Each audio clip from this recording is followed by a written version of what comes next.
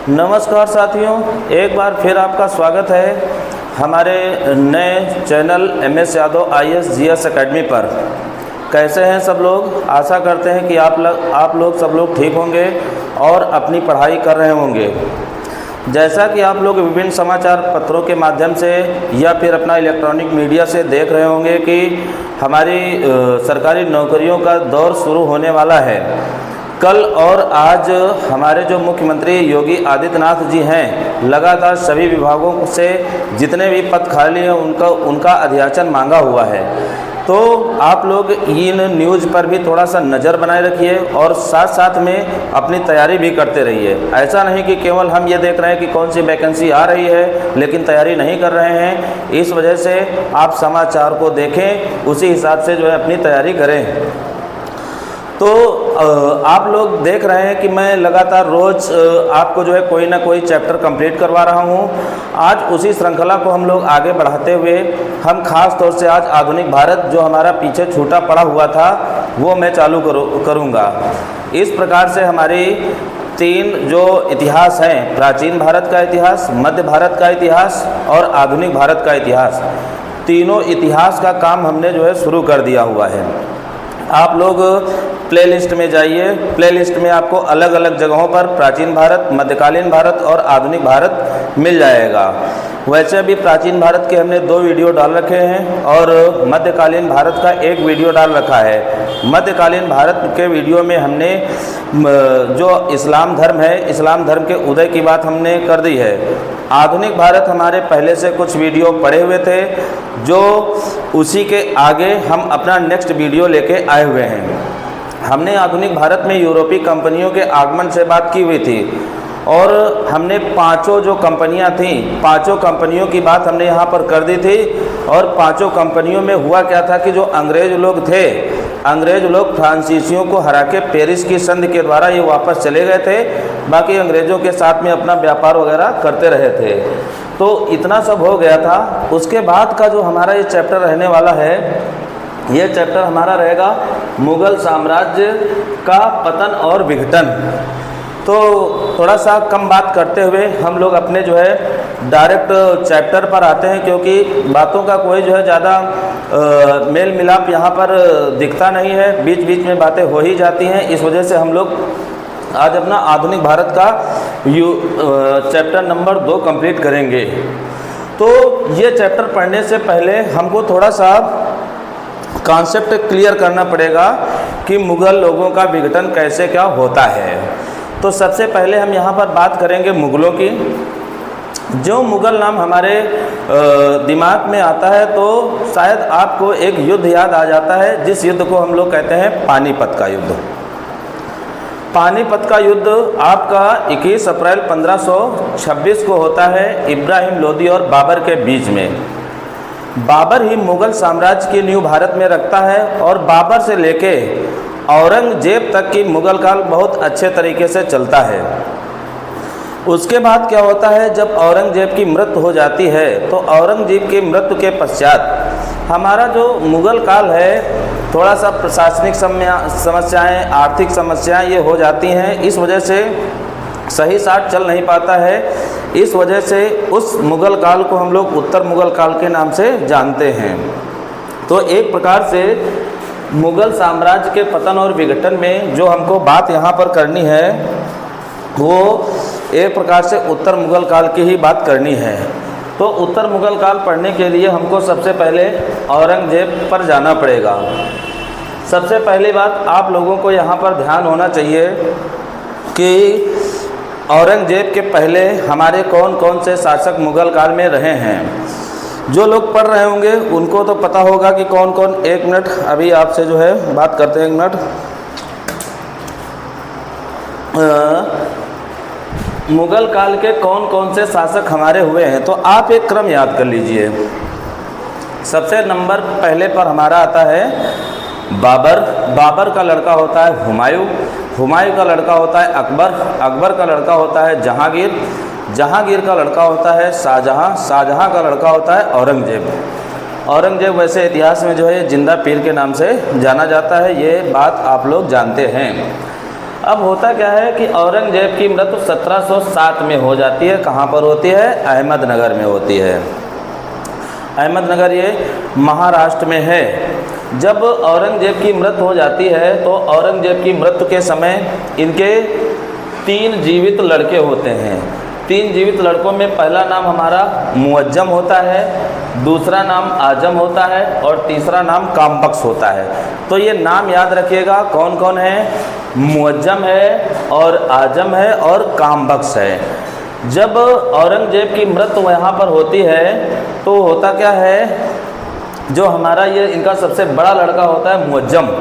मुअज्जम जो है ये कहाँ पर शासन कर रहा होता है? तो ये अफ़गानिस्तान में एक जगह पड़ती है जमरूद।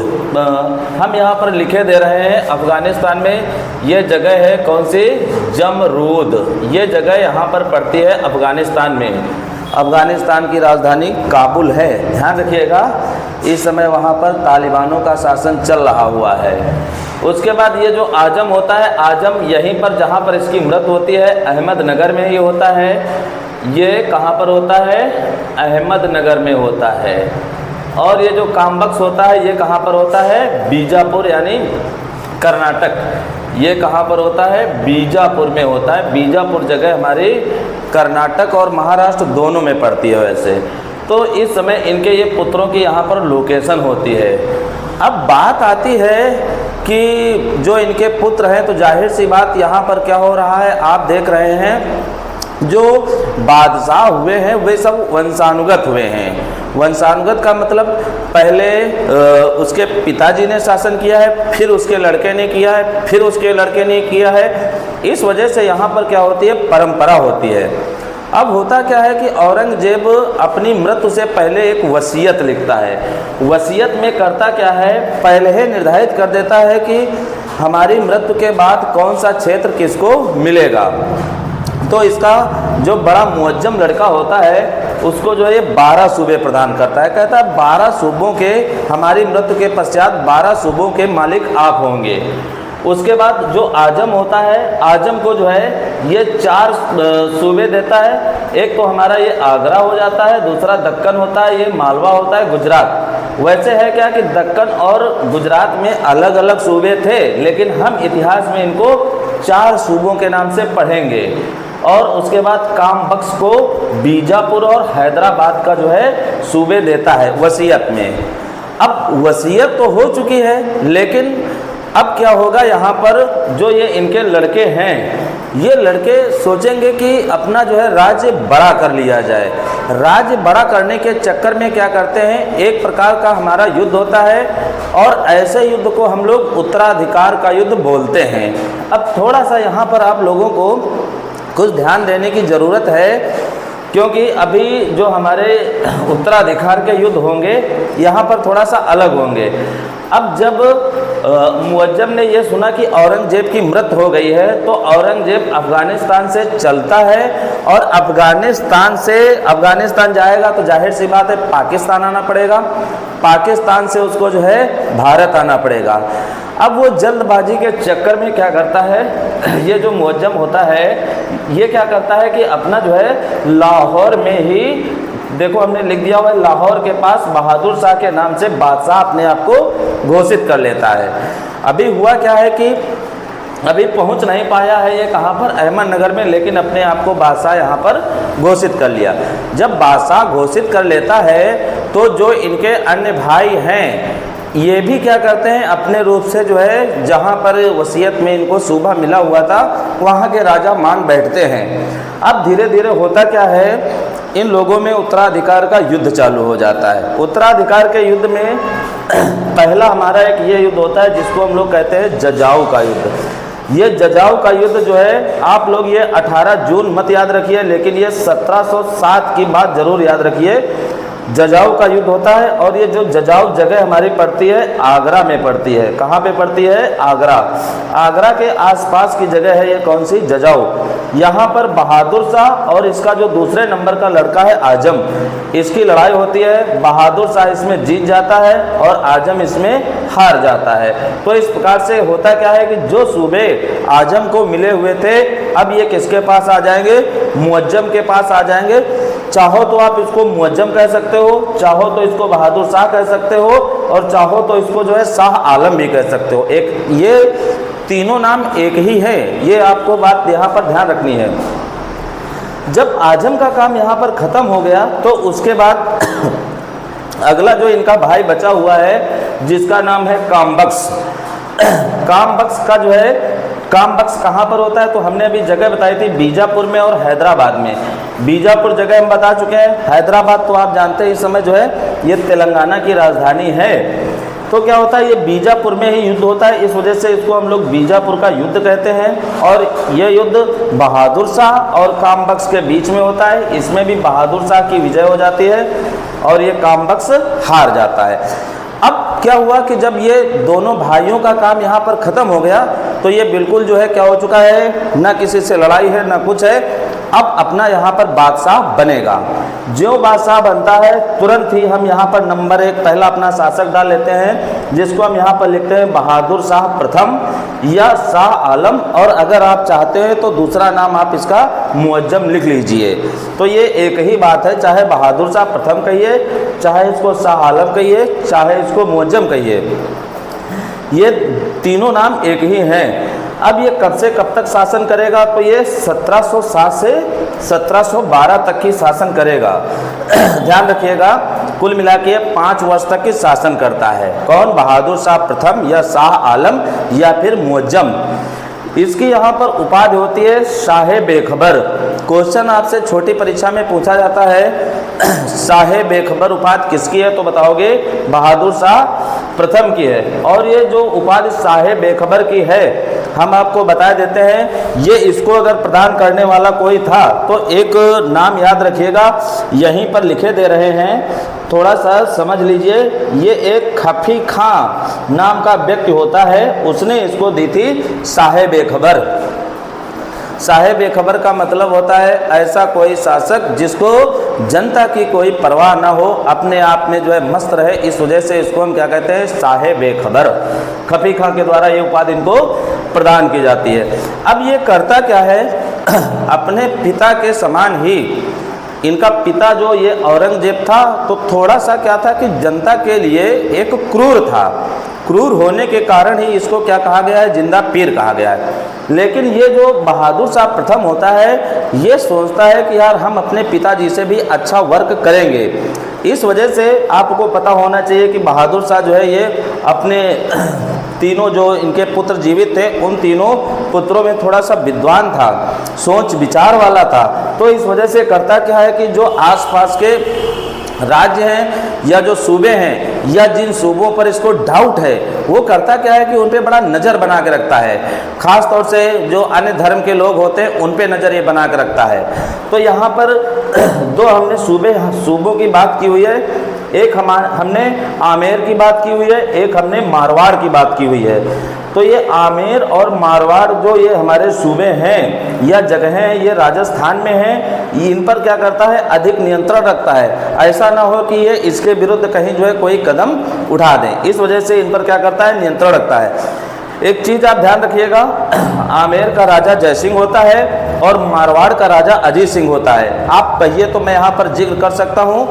और एक चीज़ और आप लोग ध्यान रखिए, जो चीज़ें यहाँ पर लिखी हैं उन चीज़ों के अलावा जो हम बोल रहे हैं इसका भी जिक्र आप लोग अपने नोट्स में करिए, वरना जो है आपको थोड़ा सा क्वेश्चन करने में प्रॉब्लम हो सकती है। तो आप लोग इन चीज़, जैसे हमने यहाँ पर आमेर बोला है तो आमेर का राजा जय सिंह आप लोग लिख लीजिए, और मारवाड़ का राजा कौन सा है, अजीत सिंह। इन पर जो है नियंत्रण करता है। अब इसने क्या किया है, देखो हमने लिखा है इसकी मराठों के प्रति नीति अस्थिर थी। मतलब अस्थिर का मतलब क्या होता है, कोई उचित नीति नहीं थी। और उनसे क्या करता है, सरदेश मुखी तो दे दी है लेकिन चौथ नहीं दी है। अभी मराठा साम्राज्य जब पढ़ोगे तो उसमें आपको ये जो है कर मिलेंगे दो प्रकार के, एक हमारा जो है चौथ मिलेगा, एक सरदेश मुखी मिलेगा। तो इन करों की हम वहाँ पर बात करेंगे। तो हुआ क्या, इसमें सरदेश मुखी तो दे दी है लेकिन चौथ को इसने नहीं दिया हुआ, इतना ये यहाँ पर काम करता है। उसी के समय क्या होता है, जब बहादुर शाह प्रथम का शासन चल रहा होता है तो इसके समय में एक डच प्रतिनिधि आता है। डच प्रतिनिधि कौन सा होता है? जिसका नाम होता है जेसुआ केटेलार। इम्पॉर्टेंट है, स्टेट पीएससी में ये प्रश्न पूछा जाता है कि बहादुर शाह प्रथम के समय में कौन सा डच प्रतिनिधि आया था? तो ध्यान रखिएगा जेसुआ केटेलार। जब जेसुआ केटेलार आता है तो जाहिर सी बात है कि ये कोई प्रतिनिधि है, प्रतिनिधि का मतलब एक राजदूत टाइप का है, तो उसका बड़ा स्वागत सत्कार किया जाता है। जैसे आज भी होता है कि किसी दूसरे देश का कोई अगर प्रतिनिधि या हमारा जो राष्ट्राध्यक्ष वगैरह आते हैं तो बड़ा सत्कार होता है। जैसे पिछले आपने जो है गणतंत्र दिवस पर देखा था कि फ्रांस के जो है इमैनुअल मैक्रोन आए हुए थे, तो देखो कितना उनका स्वागत वगैरह किया गया था। तो जब ये आया था तो इसका स्वागत जो है एक लेडीज है जिसका नाम है जूलियाना, इसने जो है ये स्वागत किया हुआ था। ये जो जूलियाना लेडीज है ये खास तौर से पुर्तगाली लेडीज होती है। कौन सी? पुर्तगाली, यानी पुर्तगाल की होती है। पुर्तगाल की राजधानी वैसे लिस्बन है, इन्होंने किया था। अब जब जूलियाना, जाहिर सी बात है जूलियाना इसके राज्य में होगी या जूलियाना को इन्होंने जो है अपना ये पद दे रखा होगा कि आपको जो विदेश से अगर कोई आता है तो सेवा सत्कार वगैरह करना है। तो जूलियाना अपने समय में बड़ा दो नामों से फेमस थी। किस किस नाम से जानी जाती थी? तो एक ये बीबी के नाम से जानी जाती थी और दूसरा फिदवा के नाम से जानी जाती। दो ये उपाधियां इसकी याद कर लीजिएगा, बीबी और फिदवा के नाम से किसको जाना जाता था? जूलियाना को। जूलियाना कहाँ की रहने वाली थी? तो पुर्तगाल थी, पुर्तगाल की थी, तो इसको हम क्या कहेंगे? पुर्तगाली कहेंगे। तो ये इतनी चीज़ यहाँ से ध्यान रखना। उसके बाद इसकी मृत्यु होती है 1712 में, और 1712 में जब इसकी मृत्यु होती है तो एक इतिहासकार होते हैं जिनका नाम होता है ओवन सिडनी। ओवन सिडनी इसके बारे में ये लिखते हैं कि मुगल काल में लास्ट शासक ये आपका बहादुर शाह प्रथम ऐसा होता है जिसके बारे में अच्छे शब्द कहे जा सकते हैं। बाकी जितने शासक हैं वो उन शासकों के बारे में सही नहीं कहा जा सकता है। तो आपसे क्वेश्चन पूछ सकता है कि मुगल शासकों में अच्छा शासक अंतिम कौन था? तो बताएंगे बहादुर शाह प्रथम था। ये बात कौन लिखता है? तो ओवन सिडनी लिखते हैं। इनका नाम ध्यान रखिएगा, ओवन सिडनी का। और ये आप देख रहे हैं जो ओवन सिडनी होंगे ये हमारे किस टाइप के इतिहासकार लग रहे हैं? तो जाहिर सी बात है विदेशी इतिहासकार हैं, और विदेशी इतिहासकारों को हम लोग जो है साम्राज्यवादी इतिहासकार के रूप में जानते हैं। एक दिन हमने आपको प्राचीन भारत में जब हमने सामान्य परिचय की बात की हुई थी, तो सामान्य परिचय की नहीं तो शायद हमने जो है स्रोतों की बात की हुई थी, तो उस समय इसका जिक्र हमने किया हुआ था। अगर आप लोगों को याद हो तो आप साम्राज्यवादी इतिहासकारों के जरा नाम हमको बता सकते हैं कि कौन कौन से साम्राज्यवादी इतिहासकार हुए हैं। ये क्वेश्चन आज का हमारा आपसे रहेगा। उसके बाद क्या होता है, अब जब इसकी मृत्यु होती है तो इसके 4 पुत्र होते हैं। एक जहांदर शाह होता है, उसके बाद दूसरा अजीम उस शान होता है, और तीसरा रफ़ी उस शान होता है, और चौथा जहान शाह होता है। ये इसके जो है कितने लड़के होते हैं? 4। अब जो 4 लड़के होते हैं, 4 लड़कों में जो शासन करने आता है वो कौन आता है? जहांदर शाह आता है। कौन आता है? जहांदर शाह। जहांदर शाह कब से कब तक शासन करता है? 1712 से 1713 तक करता है। अब आपको यहाँ पर धीरे धीरे एक एक शासकों का क्रम यहाँ पर याद करना पड़ेगा। अगर नहीं याद करेंगे तो आपका यहाँ पर जो थोड़ा सा लेवल का क्वेश्चन होगा वो गलत हो जाएगा। इस वजह से इनको सन को याद करिए, और कोशिश ये करिए कि जहाँ से हमने चालू किया हुआ है उसको एक बार आप देखिए, 1-2 बार लिखिए, आपको तैयार हो जाएगा। यानी 707 से हो गया 712, और फिर 712 से हो जाएगा 713। ऐसा लग रहा है कि एक साल तक की शासन किया है किसने? जहांदर शाह ने।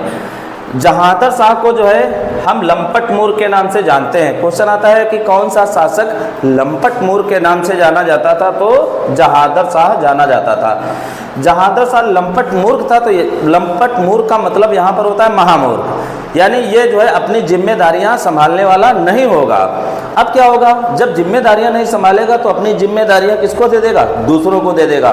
दूसरे कौन होते हैं? एक यहाँ पर होता है जुल्फिकार। ये क्या करता है कि जितनी जिम्मेदारियां होती हैं ये किसको दे देता है? जुल्फिकार को दे देता है। और जुल्फिकार को जब ये दे देता है तो आगे चलकर जुल्फ़िकार क्या बन जाता है, वजीर। और आप जानते हैं कि मुगल काल में वजीर पद बहुत ही इम्पॉर्टेंट हुआ करता था। एक प्रकार से ये समझ लीजिए जो बादशाह है, बादशाह के बाद दूसरा महत्वपूर्ण पद जो था ये वजीर था। जब ये वजीर बन जाएगा तो जाहिर सी बात है कुछ काम अपने लिए ये करेगा। करता क्या है, जब ये वजीर बन जाता है जुल्फ़िकार, तो जुल्फ़िकार अपने पिता को असद को वकील बना देता है। क्या करता है, वकील बना देता है, ये काम करता है। अब अगर जहांदर शाह का प्रशासन जुल्फ़िकार देख रहा है तो जाहिर सी बात है वो भी अपने को बादशाह मानेगा।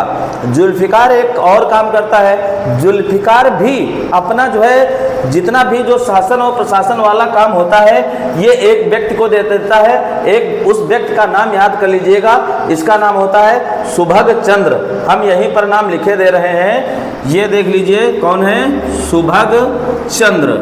और ये नाम आपके लिए बहुत ज़्यादा इम्पॉर्टेंट रहने वाला है, क्योंकि आम तौर पर ये सबको पता होता है कि जहांदर शाह का जो है जितना प्रशासन वगैरह था वो जुल्फ़िकार देखता था, लेकिन जुल्फ़िकार का कौन देखता था, तो सुभग चंद्र देखता था। ये चीज़ यहाँ पर ध्यान रखना है।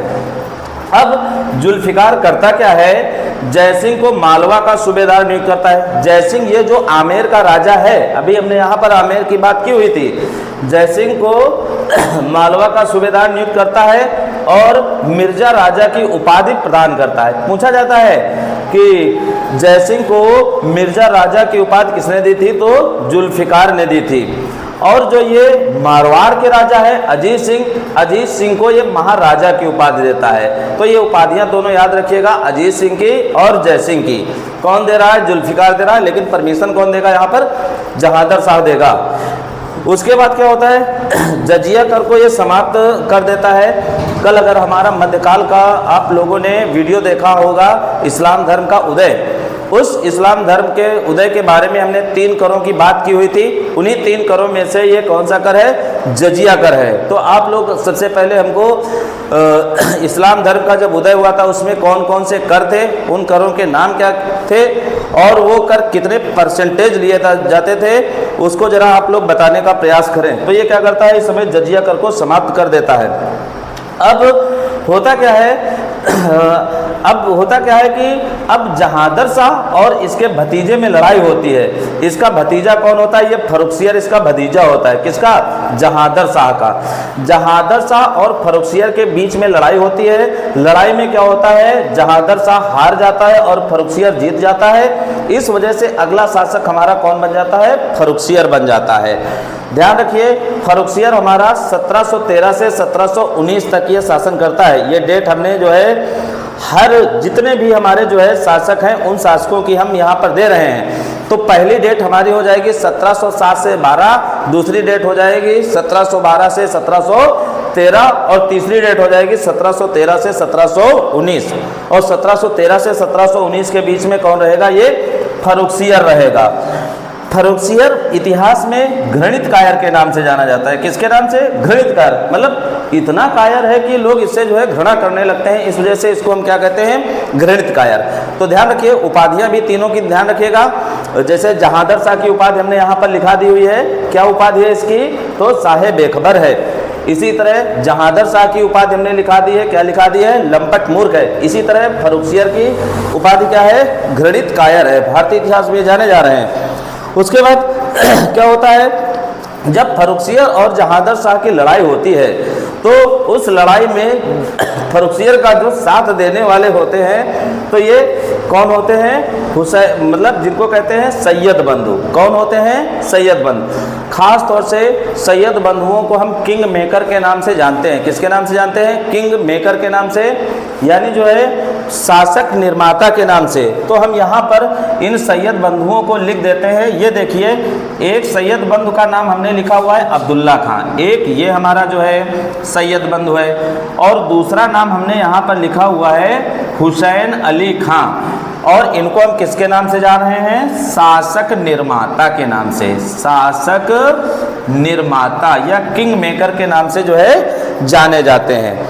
जब इन्होंने जिताया तो क्या होता है कि फर्रुखसियर इनसे खुश होता है। जब खुश हो जाता है तो अब्दुल्ला जो ये हमारे सैयद बंधु हैं, अब्दुल्ला को ये वजीर बना देता है।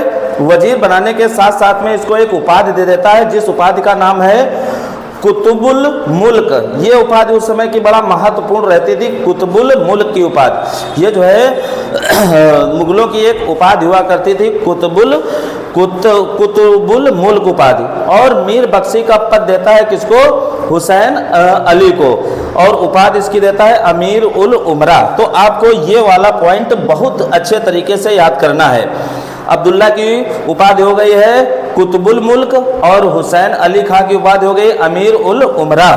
अब क्या होता है, इसने जो ये हमारा फरुखसियर होता है, ये जयसिंह को सवाई की उपाधि देता है। जैसे कि पूरा नाम पढ़ते हैं सवाई राजा जयसिंह, तो आपसे पूछा जा सकता है कि जरा बताओ जयसिंह को सवाई की उपाधि किसने दी थी? तो फरुखसियर ने दी थी। और जयसिंह राजा कहाँ का था? तो ये आमेर का राजा था, ध्यान रखिएगा इसको, ठीक। तो ये उपाधि दे देता है किसको? जयसिंह को सवाई की उपाधि दे देता है। और एक और काम होता है, जो ये फरुखसियर होता है, फरुखसियर अजीत सिंह की पुत्री से विवाह भी कर लेता है। कौन? फरुखसियर। और अजीत सिंह हमारे कहाँ के राजा होते हैं? ये मारवाड़ के राजा होते हैं। मारवाड़ जोधपुर के जगह हमारी पड़ती, उनकी पुत्री से विवाह कौन कर लेता है? फरुखसियर कर लेता है। अगर आप यहाँ पर थोड़ा सा कंट्रोवर्सी को देखेंगे तो ये मुस्लिम होगा फरुखसियर और जो अजीत सिंह होंगे वो हिंदू होंगे। तो एक प्रकार से देखेंगे कि एक हिंदू का विवाह यहाँ पर मुस्लिम से यहाँ पर हो रहा है। लेकिन अभी आगे चल के थोड़ा सा फिर ट्विस्ट आएगा। ट्विस्ट क्या आएगा? ये फरुखसियर खत्म हो जाएगा। जब खत्म हो जाएगा तो इसकी जो अजीत सिंह की पुत्री हैं विधवा, उनको ये क्या करेगा? अजीत सिंह वापस ले आएगा और फिर ये इनकी पुत्री क्या हो जाएगी? हिंदू बन जाएगी। ये थोड़ा सा हमको अभी देखने को मिलेगा। तो ये हमारा अजीत सिंह की पुत्री से विवाह किसने कर लिया है? फरुखसियर ने कर लिया हुआ है। उसके बाद क्या होता है, फरुखसियर के समय में 1716 में बंदा बहादुर को दिल्ली में फांसी हुई थी। ये जो बंदा बहादुर देख रहे हैं, ये हमारा जो है सिख हैं। सिखों की अभी आगे बात चलेगी।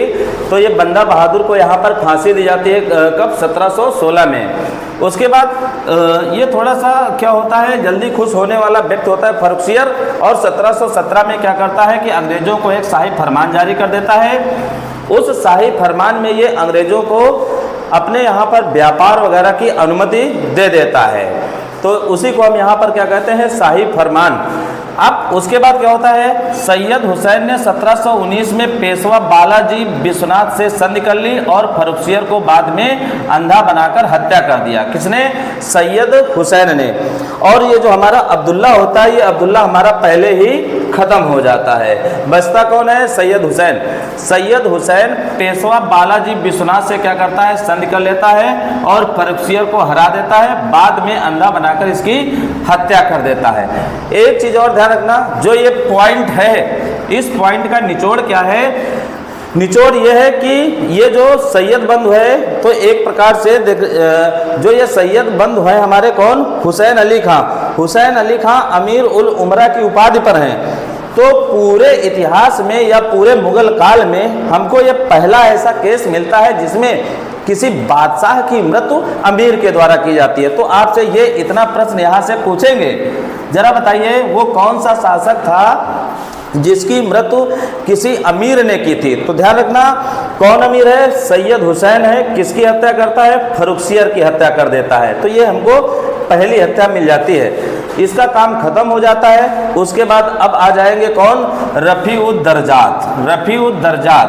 रफ़ीउद्दरजात का वैसे तो हमने यहाँ पर डेट सहित जो है जिक्र कर दिया हुआ है, 28 फरवरी से 4 जून 1719। लेकिन आपको केवल ये डेट याद रखनी है 1719, बाकी आपको जो है छोड़ देना है, क्योंकि आप इसको पढ़ लेंगे या एक बार याद कर लेंगे लेकिन सदैव याद नहीं रहेगी। लेकिन 1719 डेट आपको याद हो जाएगी, क्योंकि 1719 में कौन? फरुखसियर खत्म ही हुआ है, इस वजह से याद हो जाएगी।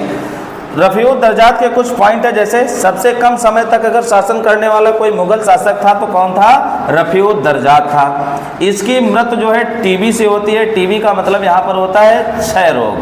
कौन सा रोग? क्षय रोग, है ना। अगर आप लोग जो है तैयारी कर रहे हो तो ज़रा बताइए टीबी रोग किस जीवाणु के द्वारा होता है, उस बैक्टीरिया का नाम बताना है। और साथ साथ में ये बताइए टीबी दिवस कब मनाया जाता है, इतनी बात यहाँ पर बतानी है।